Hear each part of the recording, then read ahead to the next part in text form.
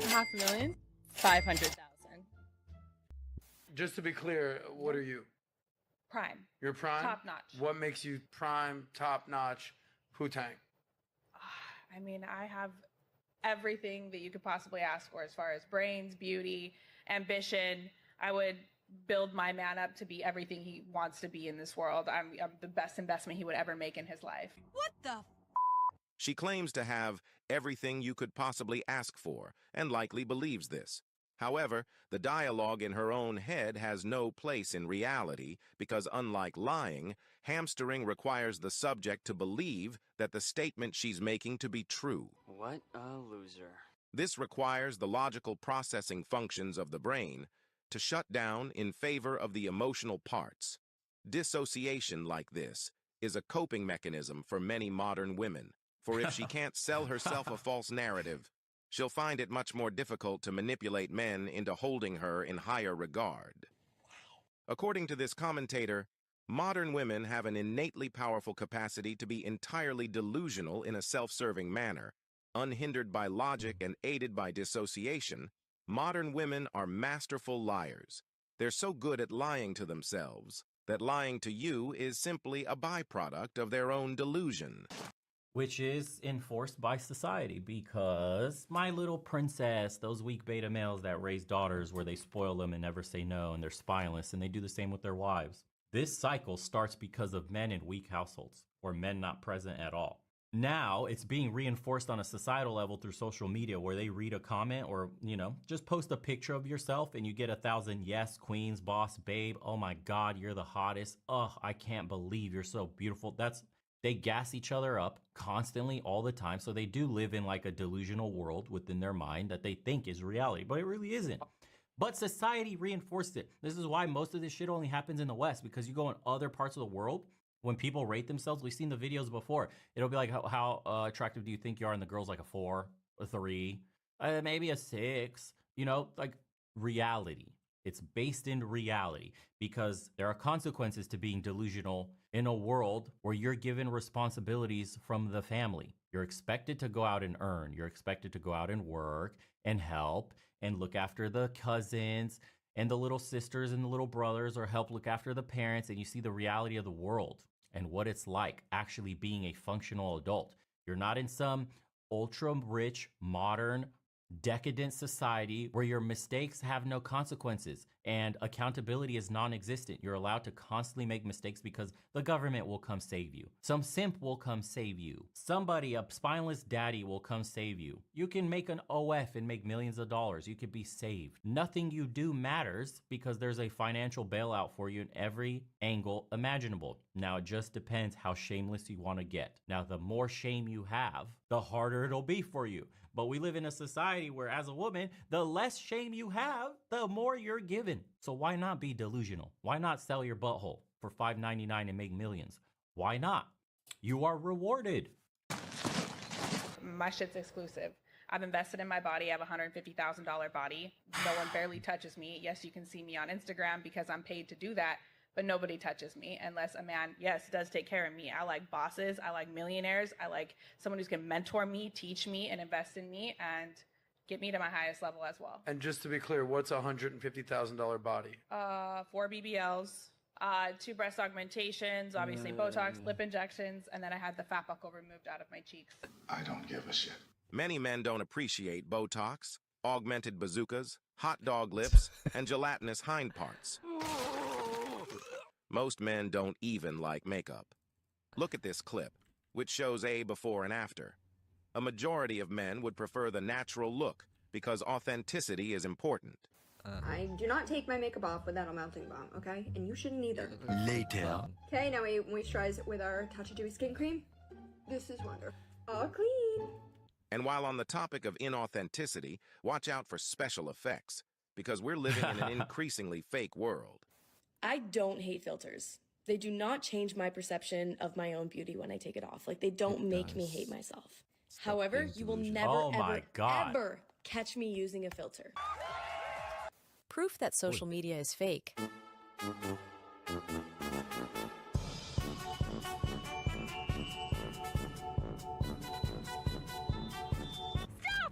We will not be bought. Hey man, the filters are absolutely insane. I went on a date not too long ago with this chick that looked like a stunner because of the filters. The AI filters that like tune your face up. Okay, it wasn't like angles. We're way past MySpace angles. We're way past that. We're straight up face tuning people up here, giving you brand new faces. Arrived on the date and was so goddamn disappointed. I could not believe it. It went from a gorgeous 10 to like, wow, just another chick. And now I wasted my time coming to dinner. And there's no way you can tell. So now the new strategy is you got to get on FaceTime. And even then, I found out that you could FaceTime. You can have filters live on your face while a video plays, while you're in a chat. There's no getting around it. I'm convinced we've entered an era where there's nothing you could do. There's no gym dates. They're like all you can do maybe is like a beach date. You if you live near the ocean or somewhere with a lake, you got to take a chick to the beach, get her submerged in water to see what it looks like with everything off. That's it. Thank you, AI. Thank you, TikTok and all these face apps. You ruined it. Tossed around by a broad who's only a 4. You son of a... I'm at least a 7 with filters! And it would be remiss of me to not highlight the tactical attachments. I've been thinking of getting a BBL for the longest time, so I got it. I don't need Before, that, bro.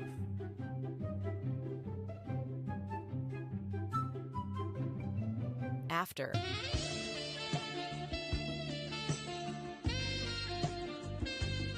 Hell no! So getting back to the original clip, the $150,000 spent on enhancements might not even be a good investment if the man she's trying to inveigle prefers natural ingredients. True. Strong preference, no plastic surgery, no fake tits, no fake lips, no BBL. Basically, take any woman who's had any of these procedures, I'd prefer them as they were. And to spend so much money on dangerous cosmetic procedures suggests a level of vanity that amounts to a huge red flag. Because a vain person usually has a grandiose view of themselves. In most instances, they put a great deal of emphasis on their appearance to cover up the insecurities on the inside. There we go. They want to camouflage the interior hurt. And the best way to do this is to emphasize their presence. It's also more likely that the vain individual has a narcissistic personality disorder that's causing them to have these feelings. How young are you? 28. 28. And what age do you want to get married? I don't necessarily have a time restraint on myself. I feel like God's gonna, make me cross paths with my future husband when that time is right. Don't use the God. She's dating without realistic intention while in the danger zone. Danger zone! And if she hasn't already done so, is about to hit the wall. She might then find herself single and lonely when she develops the superpower of invisibility in her later years. Invisibility? This is what dating without a laser like Focus on Marriage can look like. Something I didn't really anticipate in my life being single. Something I didn't really anticipate in my life being single is that the more successful you get,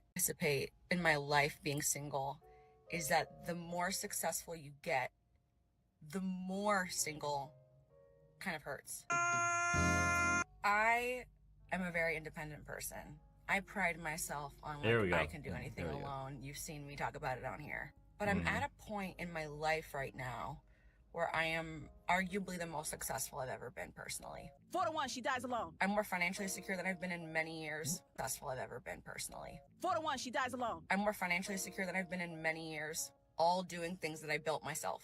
But at the end of the day, I come home to my house that I bought myself. Oh my God! And I have nobody to talk to about any of this. Since Effinism tells women they can have it all, many women postpone marriage and children, focus on their career, and stay on the dating carousel as long as possible. Subvert the patriarchy. If women want to avoid a life of loneliness, they should recognize that the wall is real and that male to female desirability is rarely enhanced by achievement. And how convinced are you that a man is attracted to a girl with ambition, brains, $10 million in real estate, or just being nice and sweet? What do you think a man is most interested in, especially the man that you're looking for who's worth millions of dollars? Does he want to An ambitious boss babe or a nice, compliant, beautiful girl that doesn't give him headaches? What do you think most men like that would prefer?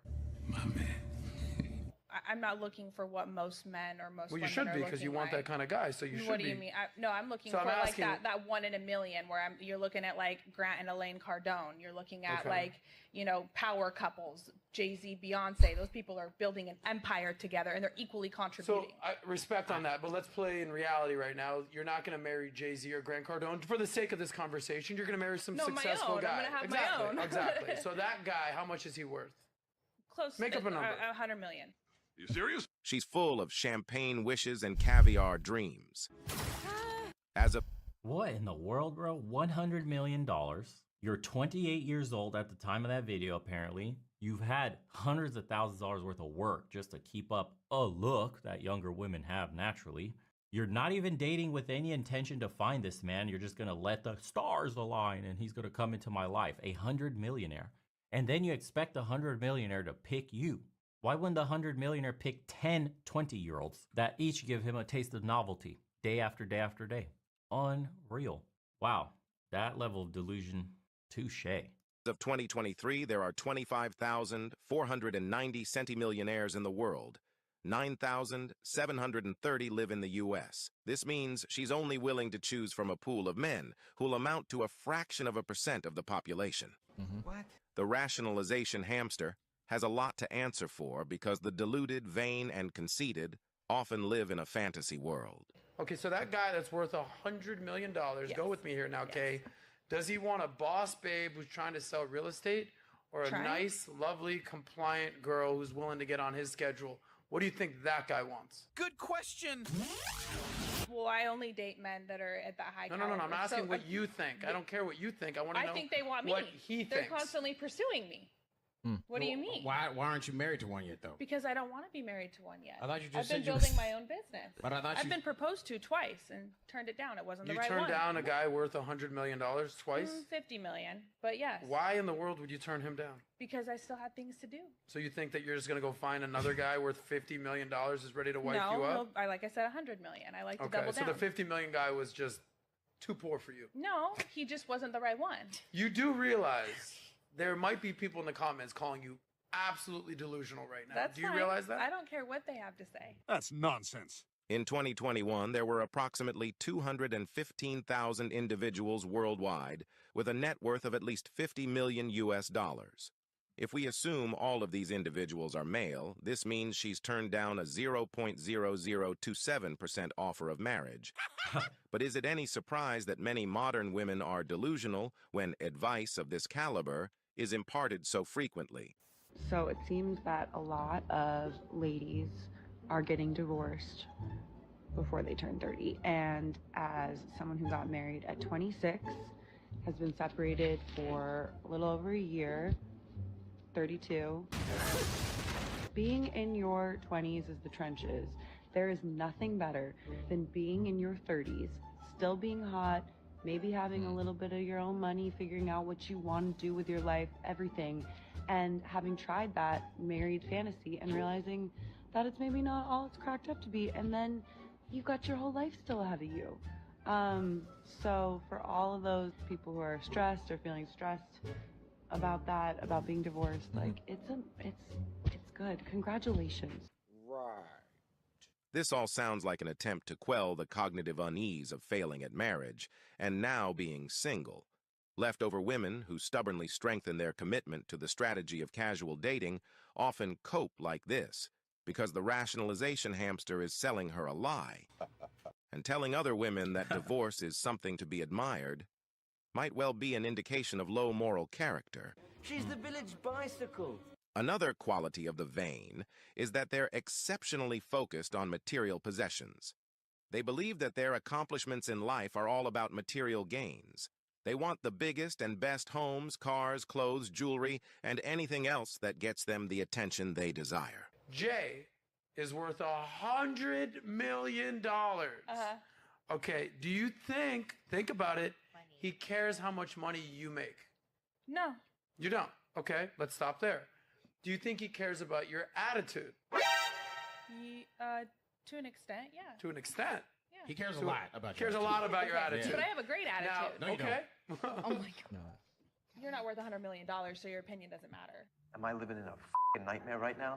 The person who suffers from vanity issues is often disagreeable or rude. Holy when hell. cornered, they'll come out swinging.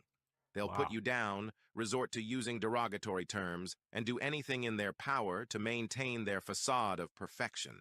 Shame, insult, guilt, and the need to be right are their tools of choice. Now, here's my question to you. If that dude comes along, do you think he wants an agreeable woman or a non-agreeable, disagreeable woman? That dude with our $100 million. What do you want? I'm asking you. I'm asking you. Yeah, you better agree. Now, I'm not saying vanity can't be used to motivate healthy behaviors. But if you're so full of vanity and conceit that it shows, you're telling the world that you can't be trusted. Vanity causes obsession. If you're obsessed with yourself, then that's the only person you truly care about. Conceited people can't be counted on. They're untrustworthy. And the modern woman's vanity is one of the many reasons why men simply don't want to date in the first place. I've just discovered the reason why it's so hard to find a good guy dating in 2023. And it's not because there aren't any left and all men are disgusting and all men are trash. That is completely false, no matter what you hear from other girls on TikTok. The truth is that the good guys are done with dating. They would rather be single and have their peace than be in a relationship and not be treated correctly. They're done playing the games, okay? Girls not being monogamous, them not texting them back, them giving them mixed signals, them opening up and sharing their feelings, and then a girl breaking up with them. They don't want to deal with that. They'd rather work a lot, go home, play some video games, watch a movie, and spend time with their dog or themselves than ever have to deal with women. I just want to know. I just want to know which one of you ladies messed it up for everyone, because dating out here is so hard. I like this one. It's not any one woman who's responsible. Our culture of convenience has paradoxically made dating more difficult for men, as we're forced into a hyper-competitive, superficial environment. Exactly. Superficial environment. It's all delusion. Socially engineered. And then someone writes, I was engaged to a woman like this 32 years ago. I just finished my ER and she wanted to look at houses. I thought, great. So I picked her up and said, where to? She brought me to an exclusive island neighborhood in the area. We've seen all those homes. 1 acre, 5,000 square foot, extra wide bluestone driveway and perfectly manicured hedges and lawn. I was thinking 2,200 square feet, 3 to 2 bathroom near the hospital for $70K, not $800,000. Long story short, we didn't marry. She has since been married and divorced 3 times. At age of 60, she is currently living a $1,500 a month, 1,200 square foot apartment. She was gorgeous, 9.9 in her 20s, and still extremely good looking. Unfortunately, her expectations can't be met by even the top 5%. She needs $500K a year in play money and 4 months of vacation annually. Not gonna happen, and she'll never learn. Sad. Well, she still won. Think about that. 3 divorces. She got a ton out of all those. All those guys took care of her. That was life on easy mode. Unfortunately, she just made the wrong decision of not sticking with one, so she's going to end up dying alone, but she was never lonely. There's a huge difference. Who knows what she got out of all those men? She's got assets, bro. She's not struggling. And that's one of the bailouts that women get. Dumb men that don't know any better. Because it's not a male loneliness epidemic. It's a loss of your beast of burden epidemic. I married a perfect woman. She saved herself for marriage, was 100% committed to birthing our 4 kids and raising them. I come home from work and the kids were all well taken care of. Our home clean, our world was organized, and I have true peace.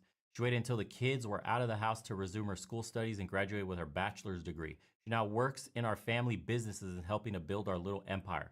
She's caring, concerned about me, and focuses on our marriage. I do the same. When I got the news my little sister passed away, as I began to cry, she left a room to allow for my moment of grief. She would no more dishonor me as I would her. These women are out there. Also, she has never heard of OnlyFans and doesn't even have an Instagram account. This is what a high quality woman looks like, and that's the perfect way to end it. They are out there, unfortunately, in the world we live in today. That's a rare occurrence as time passes, but they are out there, especially overseas. I recommend only having fun out here in the West if you even want to waste your time going out on dates and, investing the bare minimum in women, but don't ever get married in the West. Build hard in your 20s, play in your 30s. Once you got a little bit of cash saved up, once you've built a business, once you've become more seasoned in the position that you're in at your job, and then you start to travel overseas, you'll understand. It's the best path forward for a man today. Anything that deviates from that, you're opening yourself up to too much risk. To get emotionally invested in somebody that's been infantilized by society today and told that their actions don't have consequences and that they're the table and that they deserve the cake and the cherry on top, it's absolutely wild. Why would you even waste time? Being over here overseas myself and seeing the difference, especially how my grandma is, my mother is, how the women out here are compared to the ones in the West, it's mind-blowing. You have real women out here in the other parts of the world that still provide tremendous, indispensable value to a man's life. And once you see what you're really missing, you'll never go back. We'll see you guys on the next one. Release of Throne and Liberty. Now, I've been keeping a close eye on this, as this is, I think, one of the few good-looking MMOs planned to launch globally in 2020. Well, what was really funny about the Throne and Liberty thing is the fact that the game, whenever they originally showed it, looked really good. And then the first beta test was so bad, it caused, I think it was NetEase, to lose 10% of their stock. That's how bad it was. 24. Naturally, now that the game is live and playable in Korea, I wanted to know what people thought. Yeah. While we do expect there to be some difference, and they changed it a lot, Korean and global versions, fact is much of the core game will almost certainly stay the same. Sure. So with that said, how is the problem was the what do people combat. think about Throne and Liberty now that they've played it? Well, for starters, good news is that it looks like the game itself is actually quite good. After implementing changes based on beta feedback, most of the major gameplay and system... See, you know, after implementing changes based off of stock feedback, if those stocks didn't go down, I bet the game wouldn't have changed that much. Because this is what's so crazy, right? Is that, oh, well, we can't just revamp the whole, can't just change the combat system. I mean, that would be, wait, the stock went down? Change the whole combat system right now. Okay, yeah, it's done? Great. That's how it works. Complaints have been addressed to the point where people seem to really enjoy playing Throne and Liberty. Pretty much all of the reviews that I have watched and read have been mostly positive about the game, with a few noteworthy exceptions and complaints about some specific elements, which we will of course cover. But overall, yes, it seems like people like Throne and Liberty. Now, one of the major things is the combat. The once static, heavily rooted combat system that had little to no movement did get a total overhaul. It now looks to be much more in line with other modern day tab target MMOs, allowing for the use of basic attacks and many skills while on the move, having some built-in movement to certain skills like melee. All this looks okay. I mean, none of this looks like, listen, none of this looks really great, okay? But it's like, all right, I could see myself wasting a month of my time playing this thing, sure. Attacks that lunge you forward, for example, while also having some abilities that do root you in place, specifically for some of the more heavy-hitting attacks or channeled spells. So now, instead of being forced to stand completely motionless to perform 99% of attacks and do any damage, Throne and Liberty's combat is much more balanced and along the lines of other popular tab target games. That looked pretty good. Like, let's go back to this real quick. Motionless to perform 99% of attacks and do any damage. Throne and Liberty's combat is much more balanced and along the lines of other popular tab target games such as World of Warcraft. Not so bad. Final Fantasy XIV or Star Wars The Old Republic. And to be clear, the issue was never that you had to stand still sometimes to attacks, because that's actually quite normal in tab target MMOs. No, it was the fact that you had to stand still with melee attacks instantly to do any damage whatsoever. If you or your target moved, no attacks happened. So combat basically devolved into these standoffs where both players would sit motionless, staring deep into each other's eyes while spamming abilities. And if you— That sounds like RuneScape. Yeah, that's the way RuneScape is. Or your opponent didn't want to fight anymore, you just had to turn around and walk away. And for melee classes, that meant having to chase them until they decided to stop moving, because while they were moving, you were not doing any damage ever. So if they just kept walking away, you couldn't do anything. You would just keep chasing them. Reminds me of New World. Oh God, remember New World? Oh, he's coming after me. We gotta run. Oh, he's running after. Oh, I'm gonna get out of there. Well, they stood still. Christ. If they didn't stand still, oh well, too bad. The life but staff. Yes, now with these changes in place, there is much more balance to the combat. You can basic attack while running, cast many of your abilities on the move, and even gain ground with certain abilities that act as gap closers. So yeah, it is now much more like what you are probably familiar with if you have played basically any of the popular tab target MMOs over these past like 20 or so years. On top There's of that, always developers that think that they're gonna reinvent the wheel. And I always will, you know, all right, let's see with the reinvention. All right, well, it sucks. Go back to the wheel. Though they do have some other things like this reactive block system where certain enemy attacks will cause a purple indicator to appear with a shrinking circle, and if you time your block input correctly, you get what's called a perfect block. And they've also That's crazy. Nobody's ever done that before. Wow.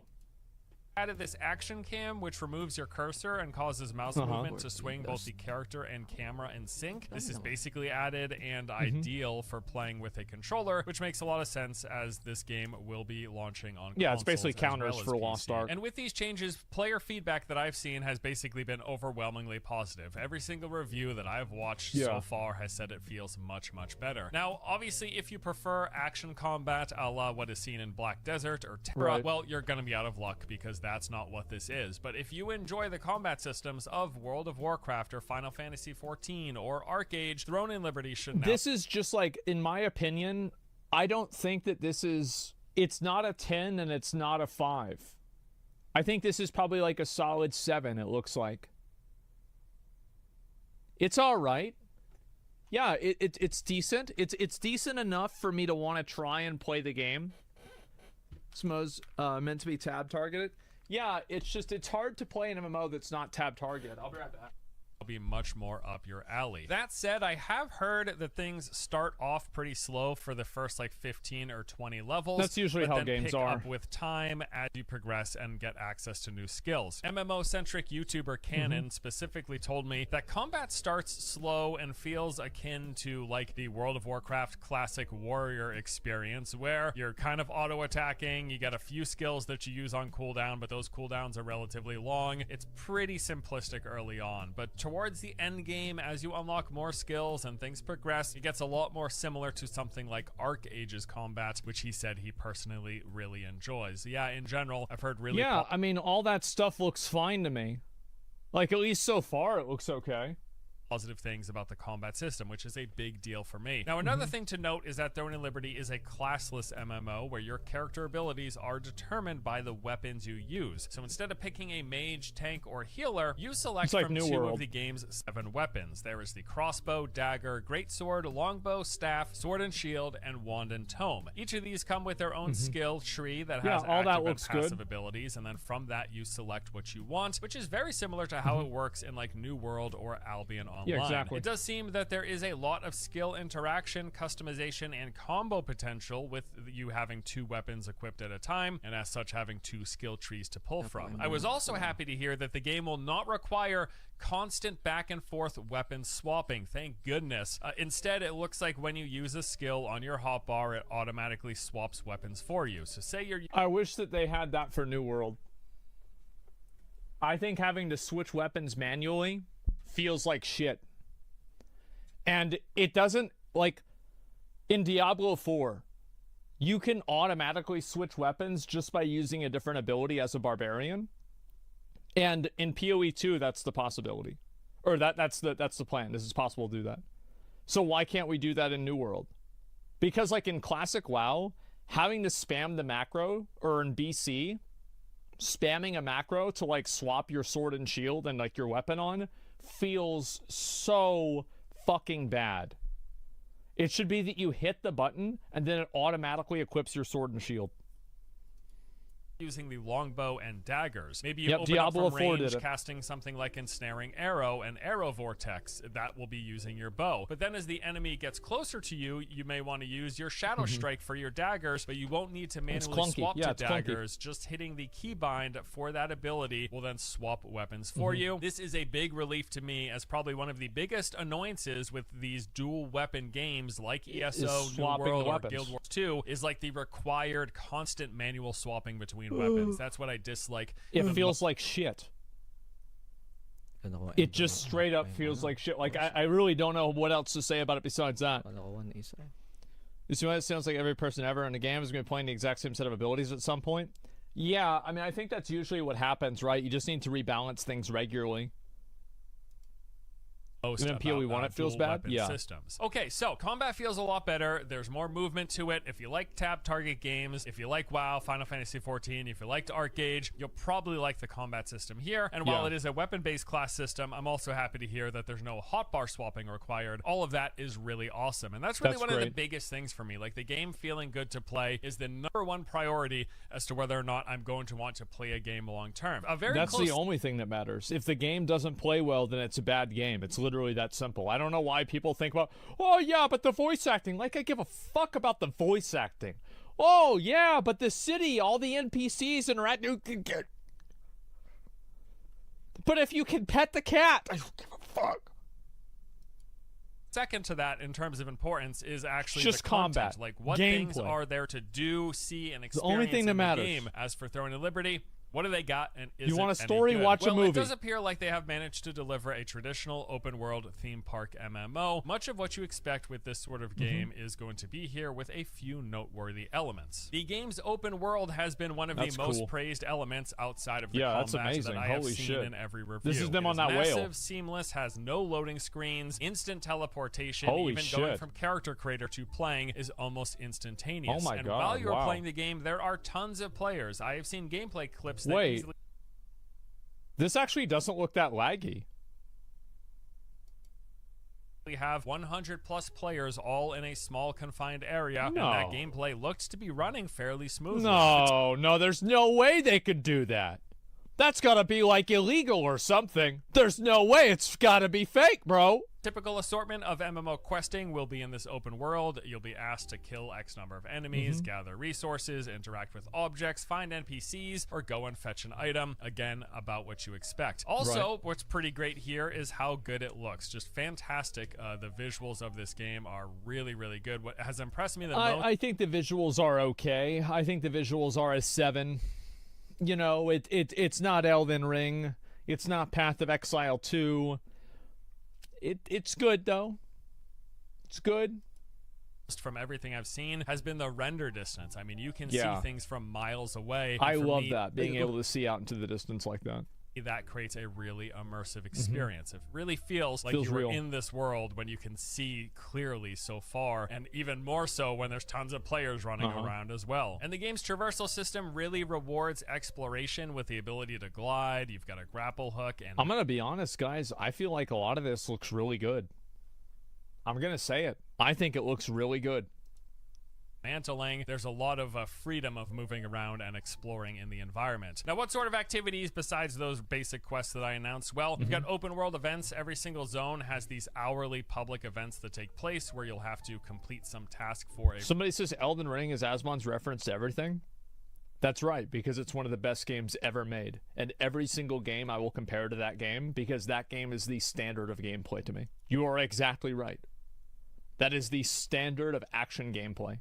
There is no game that has better action gameplay than Elden Ring that I have ever played. And in fact, nothing else even comes close except for Sekiro, which is also made by the same developer a few years before then.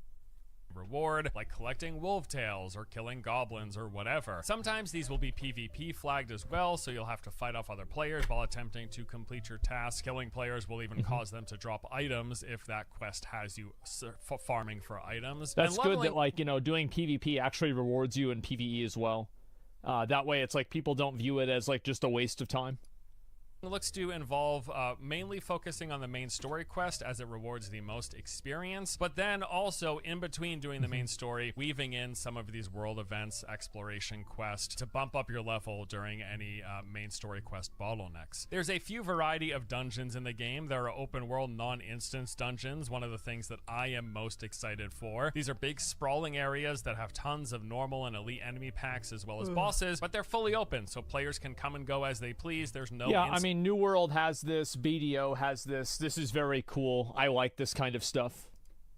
instancing here. And another interesting twist to this is that during the daytime, they will be fully PvE, but during nighttime, which lasts for about half an hour, it's like a 2-hour and then half an hour rotation from day to night. During those nighttime hours, the dungeons are then open PvP. Really, really cool twist to that to make it, I guess, just more engaging and add some variety there. There's also regular instance dungeons, 9 of these in the game. These are for groups of 6 players. It's your typical setup. Form your group of people, move into the dungeon, clear through groups of ads, and then take on a boss at the end. And then there's also the solo content through Taydell's Tower. This is a solo. I think that you need to have MMOs. There is like a huge subset of people that love the idea of playing MMOs solo and having solo challenges in MMOs.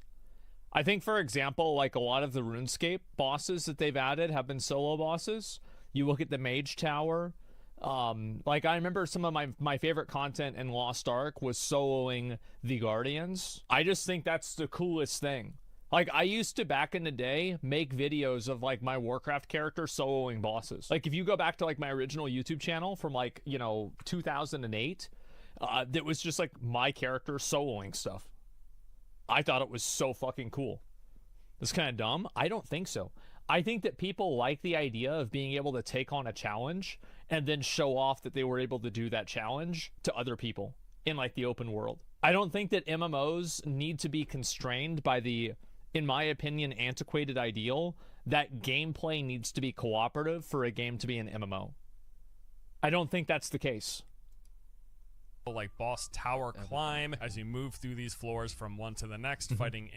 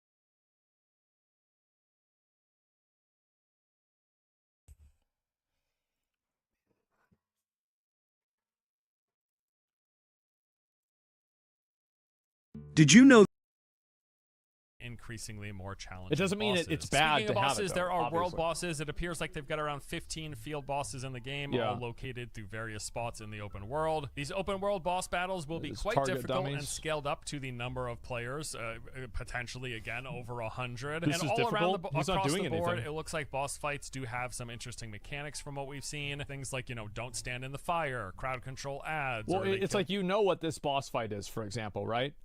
He's gonna do an AoE and you have to get behind the rock. Like, that's like one mechanic that he probably has, and that's it. The group pull bombs away from other players, stacking on top of each other. Any open door, any open world content like this is always just Zerg jokes. To prevent damage or heal. Line of sight mechanics. If you've played MMOs before, you have a rough idea of what to expect from these boss fights. But I have heard there's some interesting boss fights with interesting mechanical I do want to say that I like the fact that the numbers aren't massive in this game.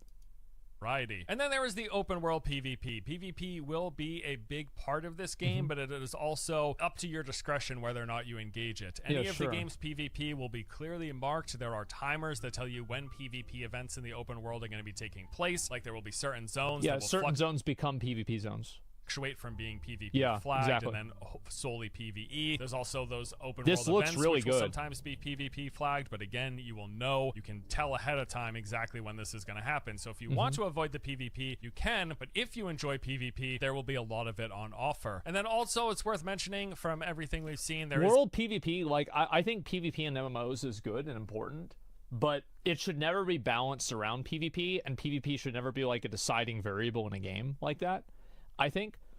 So, and also, like, especially small scale PvP. Like, PvP and MMOs should be focused on the spectacle of it, like tower sieges and stuff like that.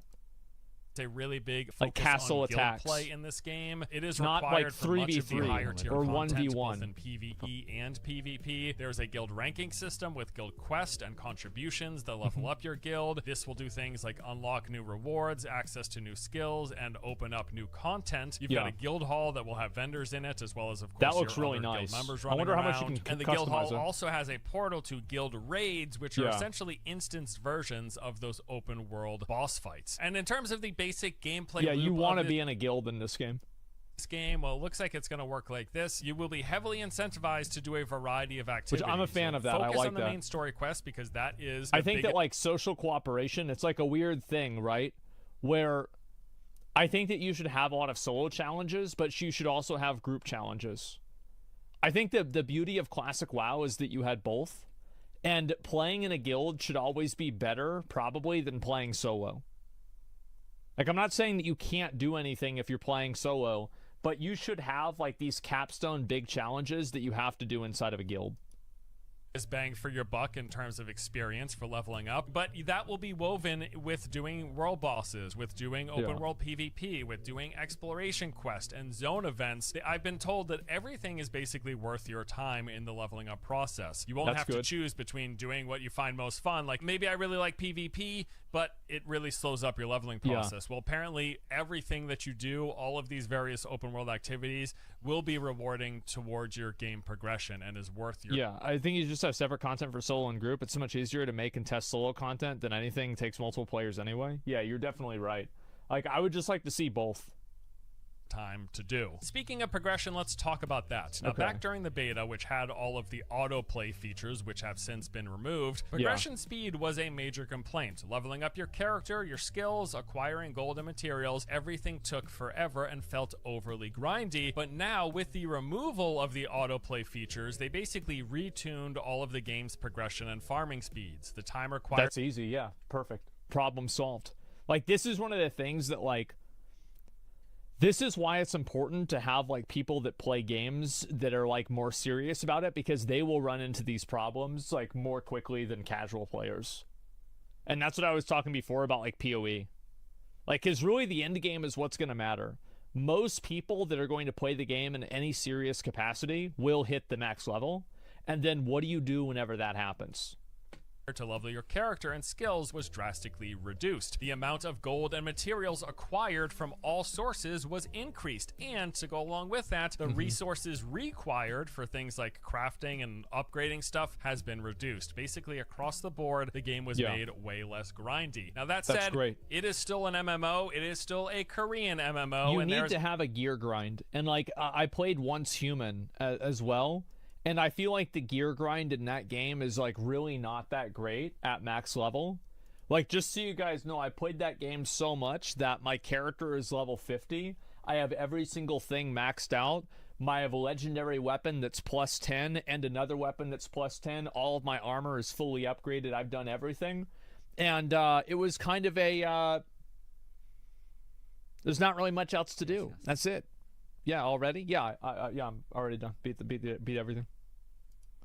Absolutely a lot of grind here. This is going to be a grind-focused game, but at least now it does feel much more in line with typical MMO progression and not artificially inflated like it was during the beta when they had all those autoplay features and expected that everyone's character would be farming 24/7, either because a person was manually playing or because I think autoplay is the biggest joke, especially for farming in a game like this, because like autoplay in something like Honkai Star Rail makes sense because it's a mobile game that you can lose connection for.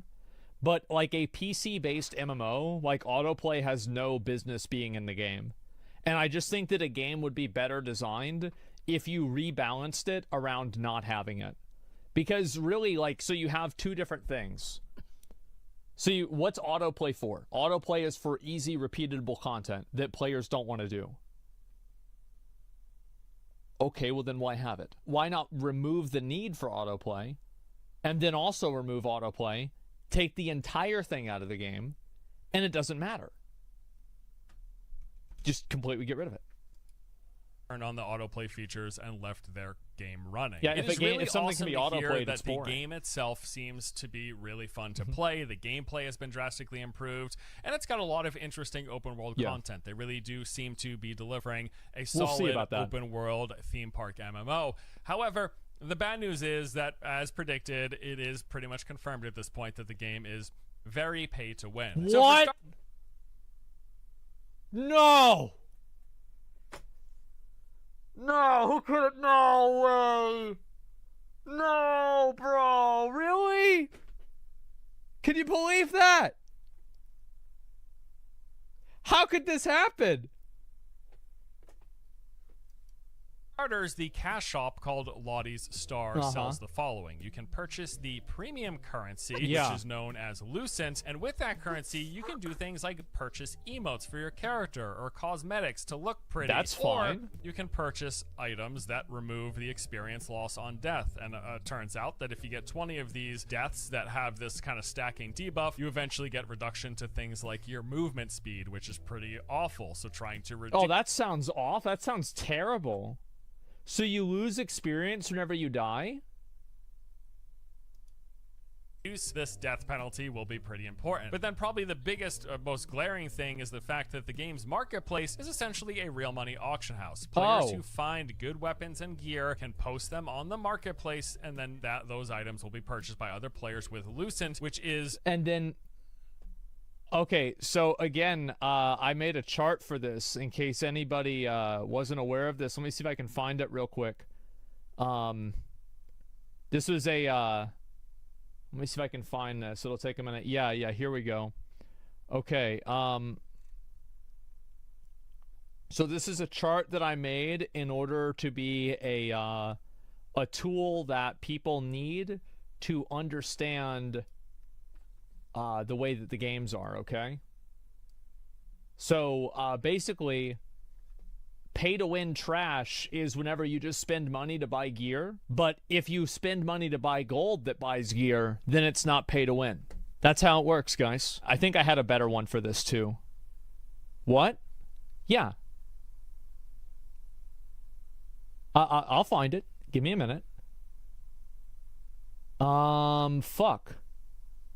You know what? I'm actually not finding it. Oh, this is too bad. Oh, no. Well, I'm sure it must be somewhere. the premium Makes total cash sense, shop yeah. currency. So any player can Got too spend many real tabs. money to get Lucent and then use that to purchase some of the most powerful items in the game for their character, which is about as direct pay for power as it Didn't gets. save it. Now I with probably that should said, check you if can I saved only it. buy the base level versions of this gear, and will still have to enhance it through the gear's leveling system to get the most powerful version of gear in the game. And that enhancing I did save it. process requires a lot of material. There it is. This is it. Gentlemen, this is gaming in the year 2023, and tomorrow will be gaming in the year 2024. You're not buying the items, you're buying the gold that buys the items. That can only really be gathered by actually Just a playing through second. the gear's leveling system to get the most powerful version of gear in the game. And that Mysterious precious armor growth stone. I wonder where you get those. process requires a lot of materials that can only really be gathered by actually playing. I was basically told that the pay to win is pretty similar to Lost Ark, where Lucent is the premium currency. That's bad. That's really bad. It's more like Lost Ark's gold, while Solent, which is the gold in this game, It's acts like blue more like crystals? Lost Ark's silver. And it does seem like that Oh, in-game oh, earned okay. currency I get and it. not the premium currency will be the biggest bottleneck for player power at the moment, at least. But besides that, the fact is free-to-play players can technically farm for the premium currency by finding items that they sell in the marketplace that other people purchase with the premium currency. So even Oh god, bro, like I love free-to-play copium. It's like the funniest fucking thing to me to hear these people. They're like, well, no, see, like if I play the game, if I wake up at 9 in the morning and I play the game until midnight, and then I do that every day for 7 weeks, then I can be as far as a guy that just spent money. I can keep up. I can do it. Jesus, man. It's so dystopian. if you don't spend real money yourself to get the game's premium currency, you'll find items, you'll sell those items that people will buy with premium currency, which then gives you that premium currency. A lot of MMOs have done this before with these sort of systems where there's a premium currency that the free-to-play players can still readily acquire by selling to the people who are doing the swiping. Well, what it means to say free-to-play players, these are called second-class citizens, okay? It's like the slave class. Situations again of exchanging There's time. the aristocracy, which are the ones that spend thousands of dollars on a video game. And then there's the slaves that want to spend thousands of hours on the video game.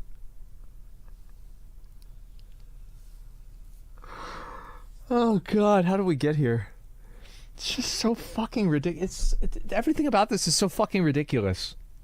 For money, that's pretty much what they're presenting here. Now, I do want to add here as one final note when it comes to the monetization that, as mentioned, I watched a few different reviews, and Cannons in particular, when he was addressing the game's monetization and sort of the pay-to-win elements of it, he did note that playing in his fully free-to-play guild, where they're not doing any swiping, they're not buying items in the marketplace by spending real cash, they have still managed to be the top guild on their server. They're the top PvP guild, ranked number 1, and they have also several spin-offs of their guild. See, I don't like this mindset. I actually disagree with this mindset. Here's why.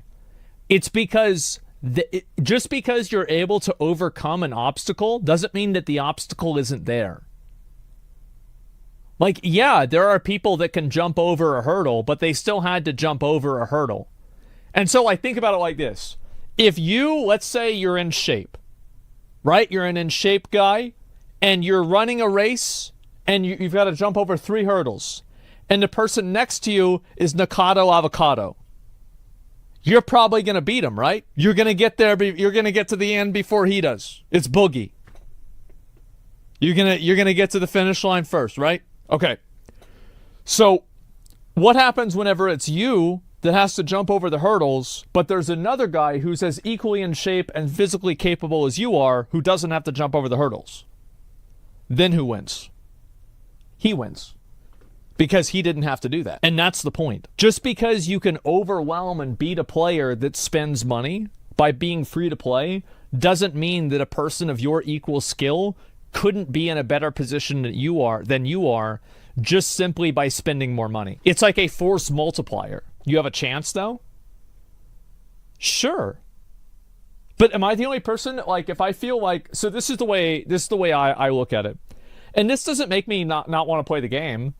Like, it just makes me not want to take the game seriously.